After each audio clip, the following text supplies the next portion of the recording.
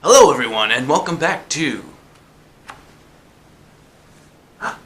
Cultivation and Manipulation by yours truly, Adrian Bolio.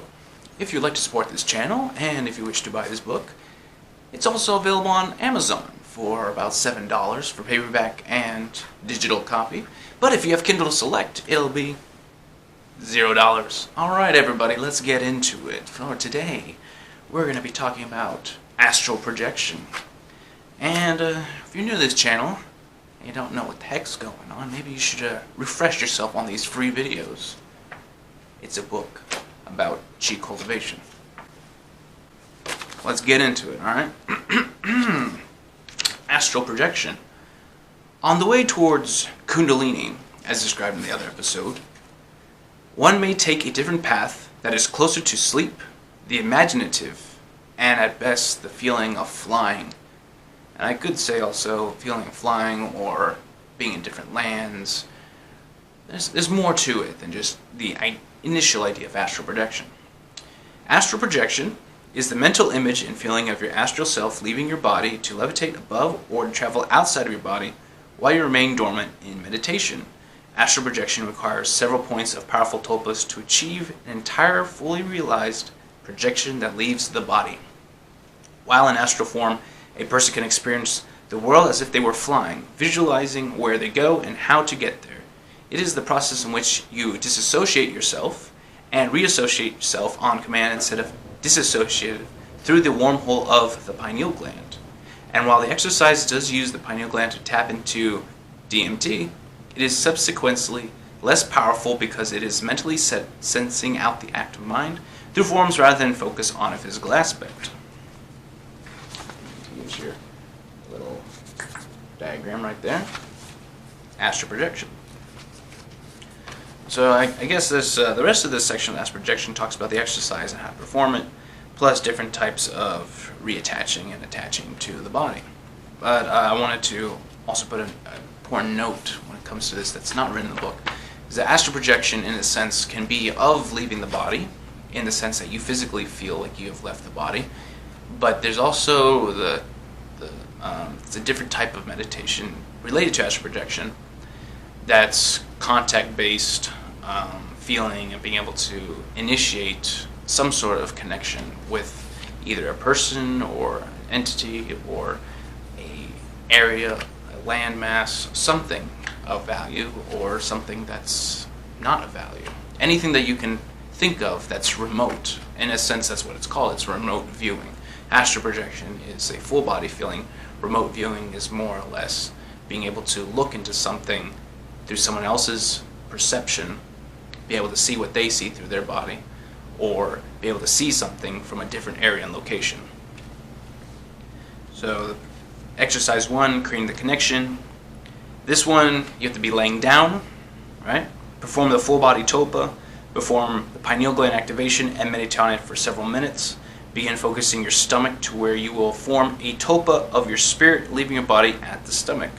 To do so, become aware of your entire body and make the feeling attached to a center point, usually just at the base of the solar plexus or lower at the belly button. Just belly button works. From this base is the solar plexus. Create a tulpa of a rope leaving the body that extends about 5 feet above your body. Spend a couple of minutes forming it in your mind and feeling the creation of the rope as it extends outward of the body. Using the full body exercise, become aware of your body's entirety and use this feeling to create another powerful tulpa of separation of self from astral self. This tulpa is feeling and intent capsulated into an astral body that can be manipulated through the mind. It is that the astral body that will be separated through your intent. Complete the connection to your created rope and your body when the entirety of your sensations encapsulates both. So you want to create a parallel feeling between your body and then the astral body that's above it. So in this sense, you're creating two selves, one that is astral, that exists beyond this dimension, and the secondary, which is your physical self. And you're trying to project the physicality out of it, that is a mental projection of your own self.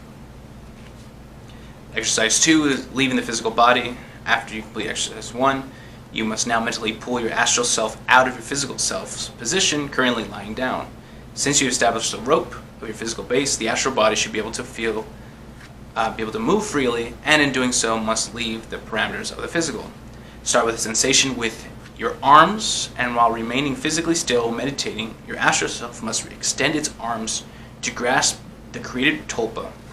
The stronger the tulpa of how the arms interact with the rope, such as the weight of the arms, the muscles tightening the fingers and arms, the physicality of the rope, and the other forms of mentally projected physical tulpas that will allow your brain to be convinced of its believability. So what that means is when you're laying down, the astral self that you project out of your mind starts to rise up, grasp the rope, and then will eventually leave your body to be floating above it. So you're starting together, and then as you can physically lying still, you're mentally projecting something that you can actually feel grasping and pulling itself up out of the rope. Use your separation tulpas to help stimulate the feeling of the two separations. As your arms pull your astral body outwards, make sure that you are pulling yourself upward on the rope as well. The farther you separate the body, the higher your astral body should go. Continue to separate the upper astral body until it held above rope before continuing to the astral separation with your hips, legs, and feet. Complete the separation when your entire astral body is felt outside of your physical body. Your astral projection should then be held with your hands attached to the rope 5 feet or so above your physical body, which remains in meditation. So the last thing that you'd have is the rope that's connected from the physical belly will be attached to the astral projection of the arm. And you can do that with any part of your limb, but this is for the sake of being clear about where you want to return to the body. That's the reason some people will go crazy. Not saying that everyone does, but some people do if they cannot reattach themselves mentally to their physical. Exploring through the astral projection, at this moment, all consciousness and feeling of self are hovering above your physical self about 5 feet, or whatever visualization you want to of your astral body. It is here that you'll have the ability to project yourself to memorable places you've been, uncharted locations, and places you've seen in your dreams. While holding onto the rope tulpa, wrap the rope around your left hand wrist. This also is to hold your astral self grounded, with your heart to find your way back to your astral body. This is one of the most important steps to returning to your body and ensuring that your mind is not lost or forgotten on your astral projection journey. When you can feel your wrist connected by the rope, apply an attribute to the rope tulpa that allows it to extend infinitely, as well as applying the same rule to your astral self. To do so means that you have an insurance policy to return, but you do not have the ability to explore endlessly. You have the ability to explore endlessly. Set a limit to the mind of where you wish to go. Create a goal of your priority in astral projection using the one you had from the start or from scratch, and for how long you wish to stay in the location. While attached to the rope, explore where you wish to go. Put intent, memory, visuals, analogies, music, sensory, and other elements into your journey that your astral body feels, and in turn, you feel as well. Remain steadfast to your commitment to where you want to go, and eventually it'll lead you as it is in your mind of its own. In effect, your mind is now loose and imaginative enough to take you anywhere. Remember to keep yourself attached to the rope, adhere to the location, how long you wish to go, and when at the beginning to use astral projection. As you continue to practice and get good with projecting, begin to loosen the reins of where you want to go and for how long, until you can control the experience in unknown locations. This will allow you to remain in control and experience phenomenon that you'll not have conceived, but ever more present in your astral form. And this goes into the whole secondary dimensional part of the astral projection, is that you're able to go places, feel things, see other people, interact, and all kinds of different things, just from laying down in a comfortable position. And then this whole situation with the arm and the wrist, it's kind of like the feeling of your wrists. The insurance policy, in a sense, is that the rope that's attached to your wrist, that's imaginative in your mind, that's attached to your physical body, the astral body has that feeling constantly. So whenever you're floating around and anything like that, you're fully aware that you have an attachment from your physical to your astral. And then when your astral is going wherever the case is, if you want to return, all you have to do is think about that wrist. Wrist controls the physical, physical create that link. Exercise 4 is returning and reattaching. While you are in practice, astral projection, you want to return to your body. Remember to follow the rope. If you're completely elevated and flying, you should still have the rope attached to you.